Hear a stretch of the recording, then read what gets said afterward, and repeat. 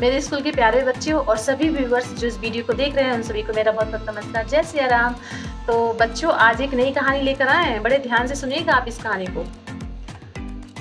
तो होता क्या है कि एक बार एक जंगल में एक शेरनी बच्चे को जन्म देती है। शेरनी ना तो बच्चे को जन्म देती है। तो जब वो बच्चे को जन्म देती है तो कुछ ऐसी घटना होती है कि शेरनी मर जाती है।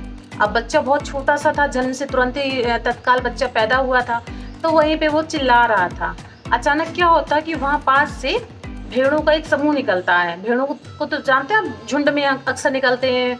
तो भेड़ों का एक समूह निकल रहा होता है, ठीक। तो अचानक क्या होता है कि जब वहाँ से निकला कोई, वहाँ पे शेरनी मरी पड़ी थी, तो भेड़ों के अंदर भी डर नहीं आया। और वो जो बच्चा था छोटा सा, वो कब इसके साथ समूह में शामिल हो जाता किसी को पता भी नहीं चलता है। धीरे धीरे धीरे क्या होता है, वो बच्चा उन्हीं भेड़ों के समूह के बीच में रहने लगता है और धीरे से वो बड़ा भी हो जाता है उन्हीं के बीच में।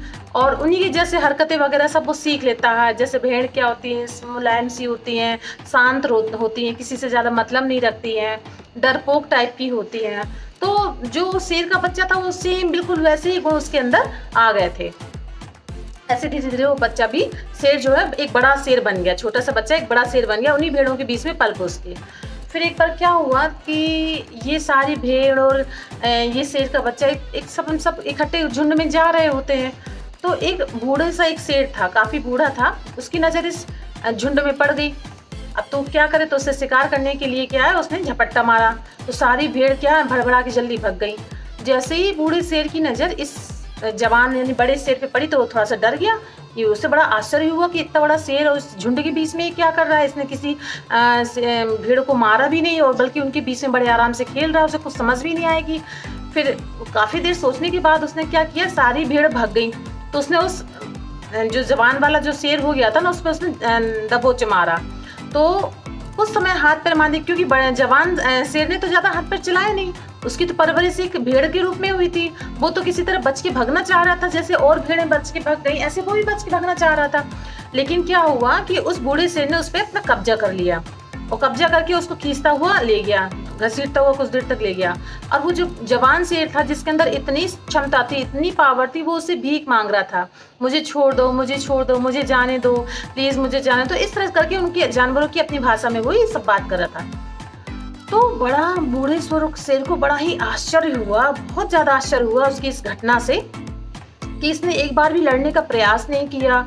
ये मुझसे कितना शक्तिशाली है, ये जवान है, मैं बूढ़ा हूँ और बल्कि ये मिमिया रहा है कि मुझे छोड़ दो, मुझे जाने दो, मुझे जाने दो। तो उसके दिमाग में आया, बूढ़े शेर के दिमाग में आया कि ऐसा कैसे हो सकता है कि मतलब एक शेर का बच्चा और इस तरह से मिमिया रहे, भेड़ों जैसी हरकतें करे। तो उसे कुछ समझ में नहीं आया, बहुत दिमाग लगाया तब उसके थोड़ा समझ में आ गया कि कुछ ना कुछ इसके संग ऐसी घटना हुई है कि ये इसके अंदर भेड़ जैसी पूरी प्रवृत्ति आ गई है, ठीक।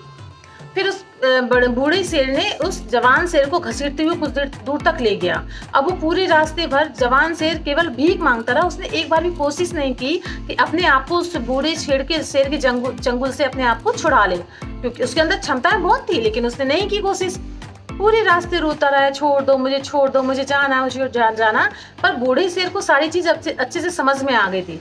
उस शेर को घसीटता हुआ एक तालाब मान लीजिए, या एक वो होता है झरना जैसे टाइप, झरना नहीं तालाब जैसे, बिल्कुल शांत, जिसमें पानी बिल्कुल बह रहा है, शांत बैठा हो पानी, जिसको ऊपर से अगर देखें तो उसमें अपना चेहरा दिखाई दे। तो वो घसीटता हुआ उस जवान शेर को ले गया बूढ़ा शेर। फिर उसमें वो देखता कहते चुप रहो, देखो पहले नीचे देखो, इसमें तालाब में तुम अपना चेहरा देखो और मेरा चेहरा देखो, तुम अपनी शरीर की आकृति देखो, मेरी शरीर की आकृति देखो। तो वो उसका तो इच्छा नहीं थी जवान शेर की, लेकिन फिर भी वही डर के कारण करता क्या, तो उसने उसमें देखा झांक के। तो जैसे ही उसने झांक के देखा, उसके साथ पहली बार ऐसी घटना हुई थी कि मतलब उसने अपने आप को उस तालाब में देखा, मतलब उसने अपने आप का चेहरा देखा।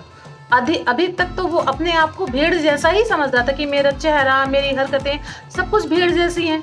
तो जब पहली बार वो देखता है तो उसको एहसास होता है कि अरे मैं तो एक शेर हूँ, मैं तो भेड़ नहीं हूँ, मैं तो शेर हूँ, मेरी बॉडी और इसकी बॉडी तो बिल्कुल एक समान है।